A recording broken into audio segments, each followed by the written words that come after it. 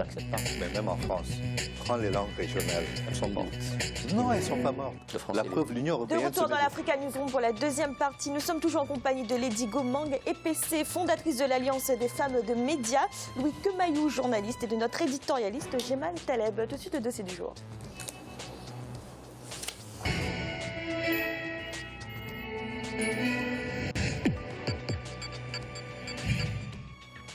La libéralisation des médias en Afrique à la fin des années 80 a profondément modifié le paysage audiovisuel. La radio notamment a connu des mutations structurelles et technologiques. Enjeux politiques et économiques, les radios sont souvent les seuls moyens d'information dans certaines régions. Le continent est d'ailleurs présenté comme un espace privilégié du média radiophonique. Reportage de Mokhtar Bari. L'histoire d'amour entre l'Afrique et la radio débute véritablement en pleine période de Seconde Guerre mondiale. Les Alliés, afin de contrer la montée du nazisme, vont créer des radios dans des pays comme le Kenya, l'Ouganda, l'Afrique du Sud ou le Soudan. Elles serviront à sensibiliser et à galvaniser les colonies, à soutenir les Alliés. Passé la Seconde Guerre mondiale, le colonisateur utilisera la radio pour diffuser le message des différentes métropoles. Dans les années 1960, la majeure partie des pays africains accèdent à l'indépendance. La radio devient alors un instrument de communication gouvernementale. À l'image des partis uniques, la radio est au centre de toutes les convoitises. Seuls les tenants du pouvoir avaient voix au chapitre.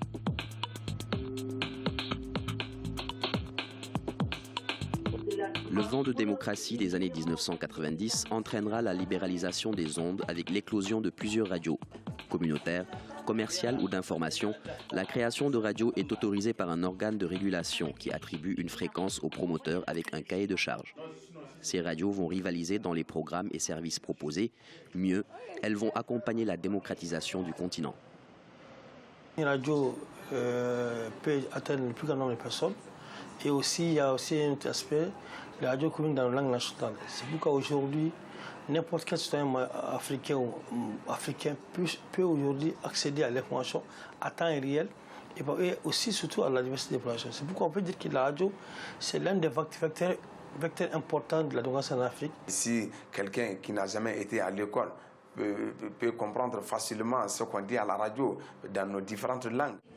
Les programmes des radios sont basés sur l'animation musicale et les émissions publiques. Si certains arrivent à tirer leur épingle du jeu en créant du contenu, d'autres en revanche louent les tranches à des prestataires qui animent leurs émissions. Comme si les autorités oublient bien sûr ce que fait la communauté ou bien soit des informations qui n'arrivent pas jusqu'aux autorités. La radio communautaire essaie de rappeler ces autorités comme quoi que nous sommes là. Nous avons besoin de développer tel pays, de développer tel coin par rapport à la démocratie. Le boom des radios a pour conséquence des dérives à l'antenne entraînant souvent leur suspension ou leur fermeture, pure et simple. Pour contrôler l'exécution du cahier des charges, les organes de régulation ont été créés. Au Mali, il s'agit de la Haute Autorité de la Communication et de Régulation des médias. Le gendarme du quatrième pouvoir est parfois monté au créneau pour sanctionner ou appeler au respect du cahier des charges. On entend n'importe quoi sur la radio parfois. Parfois c'est un scandaleux, ça frise même des crimes. Mais je crois qu'il est temps qu'on mette l'ordre. C'est pourquoi moi, à notre niveau, je pense que la HAC, les relations en Afrique sont de très bonnes choses. Il faut les renforcer, il faut doter les moyens techniques pour qu'on puisse avoir des radios assez responsables dans leur travail. Le manque de moyens, mais aussi les salaires dérisoires, sont un frein à la production des programmes et au respect du cahier des charges. Des initiatives pour pallier cette difficulté ont vu le jour dans de nombreux pays. Des programmes sont conçus et distribués gracieusement à des radios qui ne peuvent pas couvrir toute l'actualité. Il y a une rédaction composée de journalistes maliens qui produit quotidiennement ce programme de Studio Tamani dans 5 langues. Ce programme est composé d'un journal, d'un magazine et d'un débat quotidien, le Grand Dialogue. Nous avons pu mettre en place et gérer un réseau de VSAT où à partir de Bamako, le signal est envoyé sur un satellite et toutes les 60 radios partenaires disposent d'un dispositif de réception du signal au sol et l'envoie vers leur émetteur FM. Les chroniqueurs radio sont souvent l'objet de plaintes de certains acteurs politiques ou autres qui ne partagent pas forcément les méthodes utilisées. Cependant, les débats et émissions organisées sont des occasions de réconciliation entre protagonistes. Il y a eu des moments où certains protagonistes ne se parlaient pas. Moi, j'aime bien donner l'exemple du déplacement du Premier ministre Moussa Mara à Kidal, où le lendemain, le seul lien qui existait entre la partie gouvernementale et les ex-rebelles, c'était nous. Parce qu'on a organisé un grand dialogue où les représentants de ces ex-rebelles-là, les représentants de la majorité présidentielle, les représentants de l'opposition et la société civile se sont retrouvés autour d'une émission, ce qui a permis aux gens de se parler. Et à la fin, de s'appeler mon frère, mon frère. Par exemple, ici à Radio Ngato FM, nous avons une émission appelée Forum Presse, qui est une émission débat, nous sommes obligés de suspendre l'émission parce que pour des questions d'équilibre, le gouvernement n'est pas là au débat, le parti au pouvoir ne vient pas, il n'y a que l'opposition, quelques sociétés civiles qui participent. Avec le développement des nouvelles technologies de l'information et de la communication, l'accès au matériel technique pour la conception de stations radio est à la portée de bon nombre de citoyens africains. Pour ceux qui avaient parié sur le déclin de la radio, le meilleur reste à venir. Imaginez dans un pays où, j'allais dire, la base de la communication est l'oralité. Donc la radio se retrouve en terrain connu en Afrique. Et ensuite, dans un pays où le taux d'analphabétisme est très fort, la radio parvient à toucher un bassin de population dans leur langue. Introduite en pleine campagne de la Seconde Guerre mondiale, la radio a d'abord servi les pères fondateurs avec leur parti unique avant d'accompagner le multipartisme sur le continent. Le manque de formation des travailleurs de la radio a souvent conduit à des dérives sanctionnées par l'autorité de régulation. Des initiatives se multiplient pour porter loin la voix de la radio. Avec les possibilités qu'offre désormais Internet, la radio a encore de beaux jours devant elle. Lady Gomang, la radio, c'est le média roi en Afrique. Tant mieux. Et comme je ne perds pas le nord sans à aucun moment changer ce qui est prévu dans la discussion, je vais quand même rebondir parce que je ne peux pas laisser dire ce que j'ai entendu sur la question anglophone parce que justement... Alors très rapidement, parce non que mais justement, c'est pour parler de la radio parce que savez-vous, la radio, ça n'est pas le muet. La radio, il faut bien parler. Comme le disait ce monsieur à juste titre, la tradition orale a son charme, il faut pouvoir se parler. Et la proximité de la radio fait que, et parfois aussi le direct d'ailleurs, comme là maintenant, fait qu'on est en temps réel, on ne se sent pas exclu. Je parle là des auditeurs. Et le charme de la radio, je vais prendre un exemple, il faut bien ne pas parler dans le vide, on va parler du Cameroun. Il y a des radios avec des programmes, comme on dit, des programmes en langue vernaculaire, mais il y a majoritairement des programmes en français, en langue française, en langue anglaise. Et là, on voit bien, et c'est là que je fais le lien avec ce qu'on disait précédemment, il faut bien pouvoir parler aux gens pour que les gens se sentent concernés. Qu'est-ce qui fait que la radio devienne un média roi, vous le disiez? C'est qu'elle elle fait partie des meubles du matin jusqu'au soir et elle n'empêche pas de vaquer à ses occupations, que l'on soit dans la voiture, que l'on soit chez soi. Enfin, je n'apprends rien à personne, tout le monde sait comment cela procède, tant et tant que finalement c'est un appendice de soi-même, c'est une personne supplémentaire dans la famille. Et donc, au travers de la radio aussi, on a le sentiment de pouvoir, le sentiment d'appartenance. Parce que les radios de proximité, notamment, vont nous parler de choses qui sont à un endroit où on n'est pas, mais qui ne sont pas très loin. Et la radio même va raccourcir les distances, ou tout au moins en donner l'illusion. Et on sait très bien qu'il y a des radios sur la place parisienne que l'on écoute beaucoup dans tous les villages en Afrique, mais parce qu'on a l'impression que l'information, avec un grand I majuscule, vient de là-bas. La vérité, pense-t-on, vient de là-bas, et que ce qui se dit localement, eh bien, la radio, elle est locale, elle est comme moi, je suis sur place, elle n'a pas été voir ailleurs. Donc, voilà peut-être ce qui lui donne ce statut de média roi. Louis Kemayu, la force de la radio, c'est sa proximité?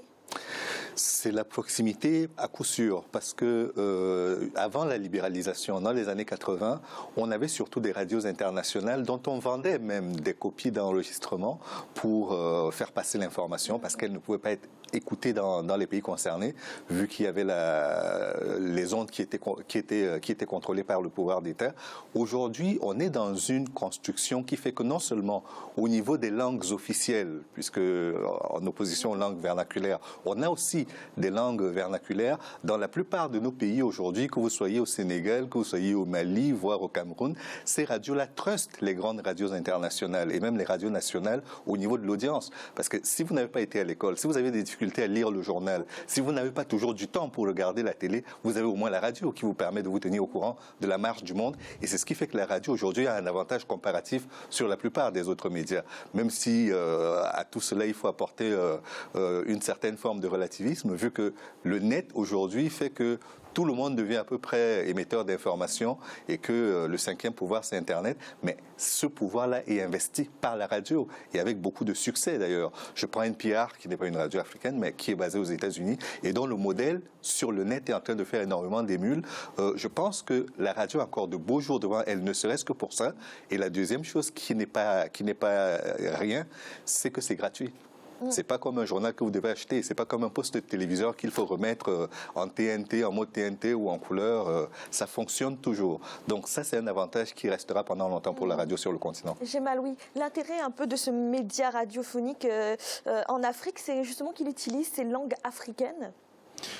Entre autres, ça n'est pas le seul. Moi, je pense que la radio a révolutionné l'information, la communication, la perception qu'on a de la communication de façon générale. C'est, de mon point de vue, le média noble par excellence. C'est-à-dire qu'il est facile à faire, il est vite fait, il ne demande pas beaucoup de moyens, et là, lui a raison, il demande quand même des transistors qui tombent aussi un peu en panne, mais enfin, il est facile à acheter. Et donc, c'est, de mon point de vue, le média roi, s'il en est. Et donc, il est capable donc, à la fois d'être national et de proximité. Et il est surtout capable de vous développer ce que vous êtes vous-même, de révéler votre identité. Et donc, ce que vous dites est vrai. Vous êtes capable de fournir l'information de proximité à une langue qui est la langue des gens, qui ressemble aux gens, et qui leur parlent et qu'ils entendent. Et donc ça, c'est la force des médias. C'est récent tout ça, c'est aux années 80, il lui a raison, qu'on a connu la vraie révolution. On est en France, sans la FM, dans les début des années 80, à l'arrivée des Mitterrand au pouvoir, on n'aurait pas eu le développement qu'on a aujourd'hui. Un de mes amis me faisait remarquer que les élections du Sénégal en 2000 n'auraient pas eu la même configuration, ni le même résultat si la radio n'avait pas été libre à ce moment-là. Je crois que c'est aujourd'hui totalement acquis, et rares sont les pays sur le continent où les radios ne sont pas totalement libéralisées, parfois d'ailleurs de façon excessive, avec un régulateur qui ne fait pas toujours son travail, et avec sans doute, probablement, une espèce de radio à la radio Mille Collines qui n'est pas toujours contrôlée. Ça, c'est vrai dans certains pays. Mais de façon générale et globalement, les médias fonctionnent bien. Je crois qu'elles arrivent aujourd'hui à un stade de maturité. Un stade de maturité où les aides publiques sont assez faibles, où le marché publicitaire est assez faible, et c'est que surtout, la concurrence assez forte des radios citoyennes, qui, elles, ont une mission pédagogique, politique, citoyenne différente. Et donc, c'est cette nouvelle révolution à laquelle, je crois, il va falloir faire face à nouveau. Je pense que Louis voulait rajouter quelque chose là-dessus. Les deux principaux enjeux sont là, l'enjeu des contenus et l'enjeu de la publicité. Parce que, mine de rien, si vous avez une radio qui émet 24 heures sur 24 et qui ne peut faire que 5 heures de produits frais, vous êtes obligé d'aller chercher du contenu ailleurs ou alors de faire meubler. Des rediffusions. Ou de faire de la rediffusion. L'autre enjeu, c'est celui de la publicité. Parce que, mine de rien, si on ne vous paye pas directement pour avoir vos produits, vous payez votre personnel, vous payez l'antenne qui vous permet de diffuser, vous payez l'électricité. Heureusement que ça ne coûte pas très cher tout ça, et c'est pas comme la télé. C'est l'avantage. Ça s'est démocratisé aussi du point de vue technique. Donc aujourd'hui, il y a les web radios, bien évidemment. Mais en fait, pour parler de la radio classique, c'est quand même le tam-tam. Ça demeure le tam-tam. Je parle là du cas de l'Afrique. Et le tam-tam a l'avantage de faire du tam-tam et de se faire entendre très loin. Donc c'est un avantage. Hein. Louis citait une radio, donc on peut les citer, Triomphe FM à Yaoundé. Ma foi, c'est une radio où on parle beaucoup en anglais. C'est une radio avec des programmes majoritairement en anglais, mais qui est dans un cadre francophone. Et cela, finalement, ne gâche rien, parce que cela apporte ce qu'on ne peut pas s'offrir, par exemple, en termes de formation. Parce que pour avoir entendu une langue, on finit par...